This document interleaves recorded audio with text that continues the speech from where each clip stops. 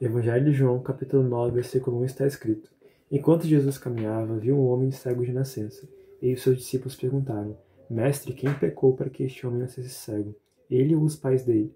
E Jesus respondeu: Nem ele pecou, nem os pais dele, mas isso aconteceu para que nele se manifestem as obras de Deus. É necessário que façamos as obras daquele que me enviou enquanto é dia. A noite vem, quando ninguém pode trabalhar. Enquanto estou no mundo, sou a luz do mundo.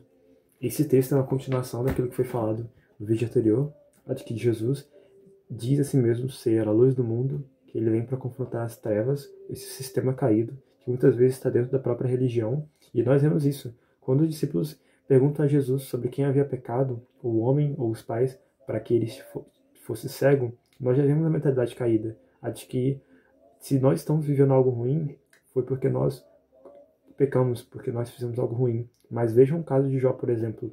Jó era um homem íntegro, justo, temia a Deus e se afastava do mal, mas ainda assim ele passou por momentos difíceis. Então, não necessariamente nós estamos passando por momentos difíceis, quer dizer que nós é, cometemos algum erro no passado, mas na verdade, às vezes, aquilo que nós estamos passando de dificuldade agora, de sofrimento, é para que a glória de Deus se manifeste em nossa vida. Da mesma forma, esse homem, quando vive com cegueira, Jesus passa por ele e a sua glória manifesta ao curar esse homem. Então, nós entendemos que João escreve 7 sinais para evidenciar a glória de Jesus. Jesus como Deus encarnado. O primeiro sinal, no capítulo 2, é a transformação da água em vinho. O segundo sinal, no capítulo 4, é a cura do filho do oficial do rei. O terceiro sinal, no capítulo 5, foi a cura do paralítico no tanque de Betesda. O quarto sinal, no capítulo 5, capítulo 6, na verdade, foi a multiplicação dos pães e peixes. O quinto sinal, no capítulo 6 ainda, foi a Jesus andando sobre as águas. E agora, o sexto sinal, no capítulo 9, foi a cura do cego de nascença. Jesus aqui vai falar para o homem lavar a lama. Jesus cospe na terra, forma uma lama e ele passa no olho do homem cego e pede para que ele seja limpo no tanque de Siloé. Siloé quer dizer enviado. Jesus envia aquele homem para ser curado. Uma vez que nós somos curados, somos sarados por Cristo, somos perdoados, nós também somos enviados para cumprir a sua obra em nossa vida. E também Jesus, na época, as pessoas falavam que a lama, o barro, tinha propriedades curativas. Também, então Jesus trata com aquilo que as pessoas acreditavam na época para poder mostrar aquilo que ele tinha a realizar. Mas as pessoas, ao verem um homem cego sendo curado, elas ficam tristes. Na verdade, elas ficam mais penalizadas, mais irritadas com o fato daquilo ter acontecido no sábado, do que felizes com a cura do homem. Isso é uma evidência daquilo que a religião pode ser realizada sem termos a espiritualidade no nosso coração. Quando nós temos somente a religião, a falsa religião, mas não a espiritualidade, o contato com Deus, nós podemos fazer aquilo que os fariseus perguntam. No versículo 13, levaram os fariseus aquele que antes era cego, e era sábado de que Jesus fez a lama e eles abriu os olhos. Então os fariseus lhe perguntaram outra vez como podia ver. Ele respondeu: Ele pôs a lama sobre os meus olhos, lavei-me, estou vendo. E os fariseus continuam questionando como você foi curado, quem fez isso? E o homem falava, mas parecia que os fariseus não ouviam, ou melhor, não enxergavam, porque a verdadeira cegueira não era daquele homem cego, mas a verdadeira cegueira era aquela espiritual, era aquela que os fariseus, vendo Jesus como Deus de fato, decidiam não enxergar. O próprio José Saramago, no livro Ensaio sobre a Cegueira, vai dizer que o pior cego é aquele que não sabe enxergar, que não quer, que não deseja enxergar, que tendo sinais, evidências para concluir o fato, decide não acreditar, decide não crer. Esse é um retrato do que os judeus religiosos faziam com Jesus na época. No capítulo 10, existe Jesus falando sobre o seu discurso de ser o pastor das ovelhas. Assim como João coloca 7 sinais para evidenciar Jesus como Deus, também ele coloca 7 declarações de Jesus como eu sou.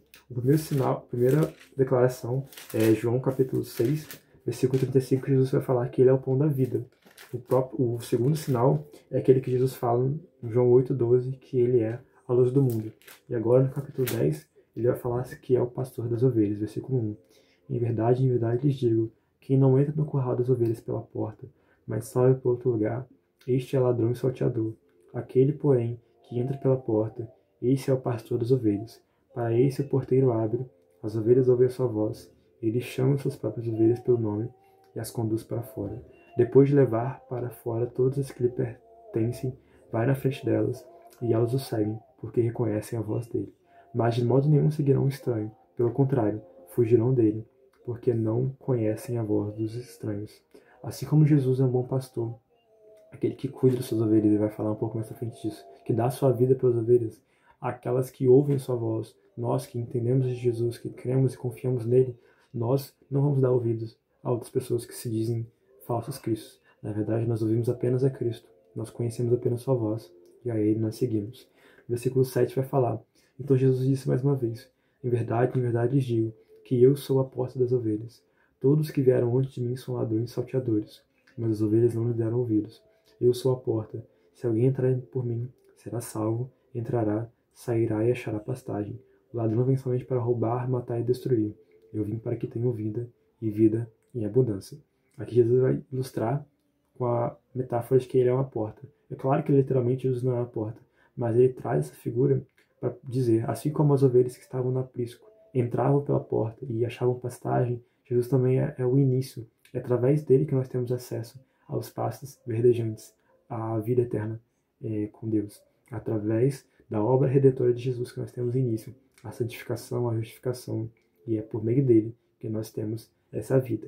E os que vieram antes dele, ou seja, aquelas pessoas que se diziam virem de Deus, mas que não eram realmente dele, essas pessoas eram os ladrões, que vinham para roubar, matar e destruir. Esse texto muitas vezes é para falar que esse ladrão se refere ao diabo, mas o texto de fato aponta não ao diabo, mas às pessoas que se dizem ser como pastor, como se diz que é o que cuida das ovelhas, mas não. São aqueles que, ao invés de cuidarem das ovelhas, usam-as como benefício próprio. Mas é claro que também isso pode ser utilizado como o diabo, como o inimigo das nossas almas, como aquele que não deseja, que só quer vir para matar, roubar e destruir.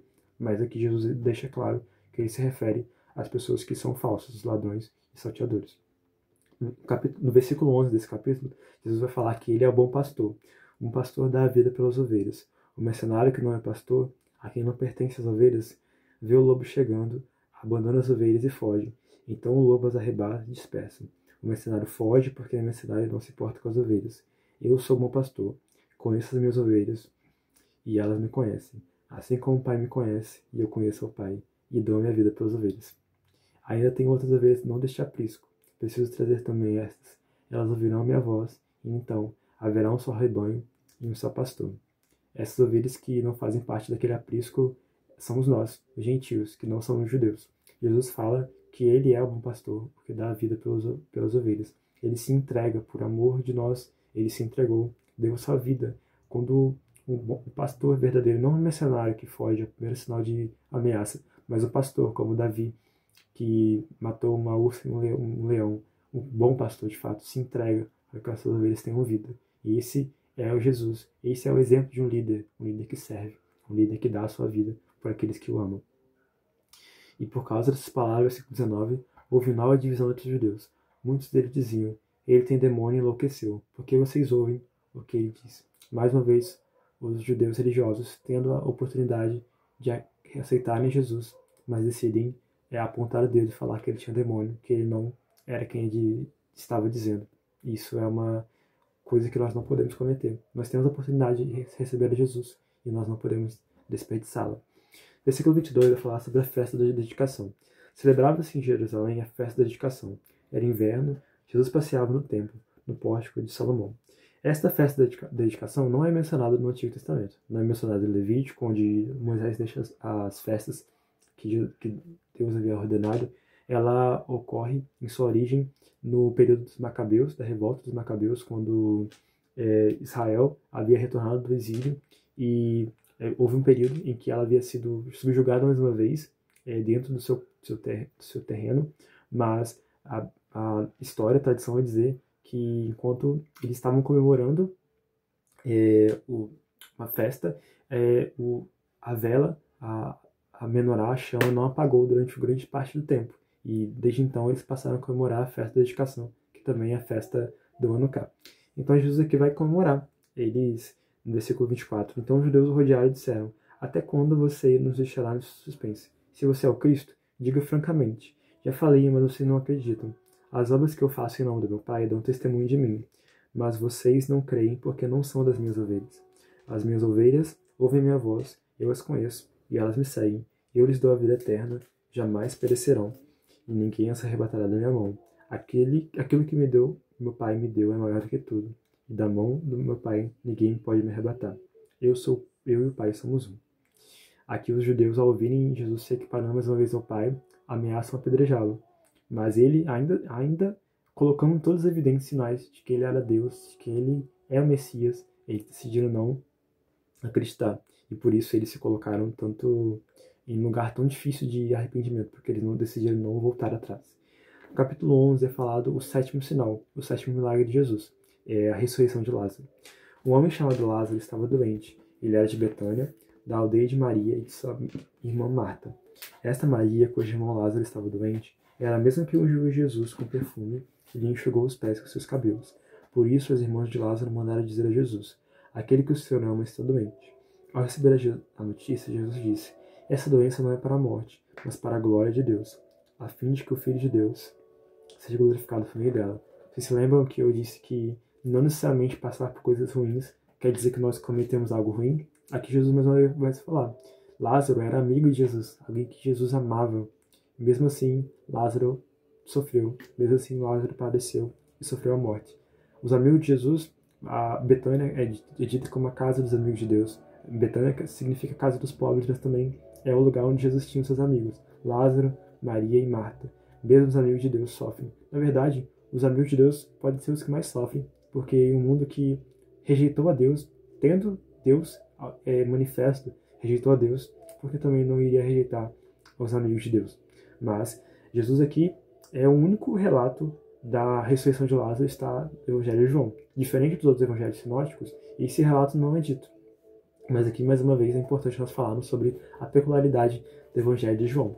Jesus, então, espera, é dito que ele espera algum tempo antes, se demora 2 dias no lugar onde estava, antes de chegar até onde Lázaro estava padecendo. Talvez para poder dizer que ele iria chegar na hora certa, para mostrar a sua glória da forma mais correta. No versículo 17, vai dizer: quando Jesus chegou, encontrou Lázaro já sepultado havia 4 dias. Ora, Betânia ficava a mais ou menos 3 quilômetros de Jerusalém. Muitos dos judeus vieram visitar Marta e Maria, a fim de consolá-los por causa do irmão. Marta, quando soube que Jesus estava chegando, foi se encontrar com ele. Maria, porém, ficou sentada em casa. Na época existia uma tradição de que quando o morto ficava 3 dias, no máximo, ele podia ressuscitar. Mas após o 4º dia, então era impossível. Parece que Jesus espera o 4º dia para mostrar que ele é o soberano. Quando todas as coisas parecem não dar certo, Deus está sob o controle, ele não perde o controle da nossa vida. Então, Marta e Maria chegam. Primeiro, Marta chega triste, obviamente, por ter perdido o seu irmão, mas Jesus fala: creia em mim, eu sou a ressurreição e a vida. Essa é uma frase no versículo 25. Eu sou a ressurreição e a vida. Mais um eu sou de Jesus falando. Quem crê em mim, ainda que morra, viverá. E todo que vive e crê em mim não morrerá eternamente. E isso é muito forte, porque no versículo 28 vai falar que Jesus chora. Jesus chora. O próprio Deus chora, se entristece. Diferente dos deuses gregos, dos deuses idealizados e que talvez chegariam no momento desse de tristeza e já colocando orgulho para si mesmo, reivindicando glória para si mesmo, não iriam chorar e falar para todo mundo parar de chorar porque ele iria resolver tudo, não. Jesus se compadece, tem compaixão conosco, com as nossas dores, porque ele é um homem de dores, que sabe o que é padecer.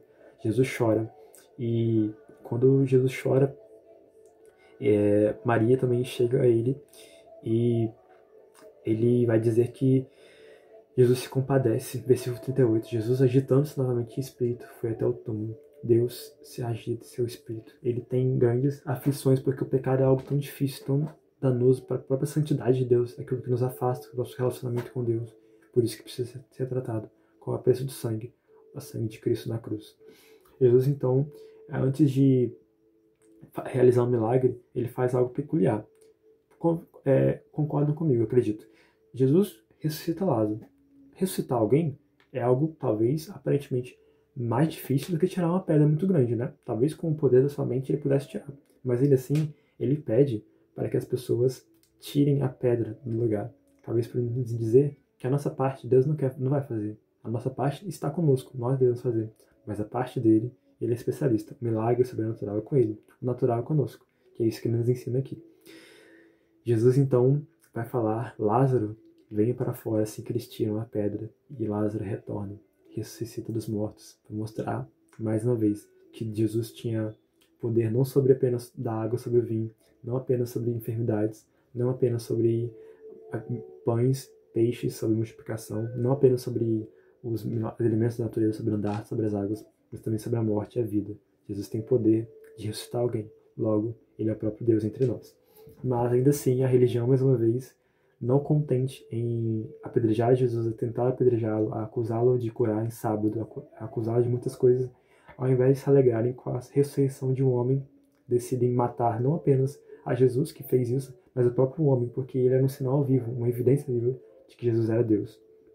Eu concluo aqui então de que, para nos alertar, que nós não sejamos como os judeus, que tendo todos os sinais para crer em Jesus, decidiram não crer, tendo olhos para vê-lo, não viram, tendo ouvidos para ouvi-lo, não ouviram. Então que nós possamos ter nosso coração perto e próximo daquilo que Deus tem para nós, porque certamente tem uma vida melhor do que aquilo que nós temos em qualquer tipo de vida afastado de sua presença.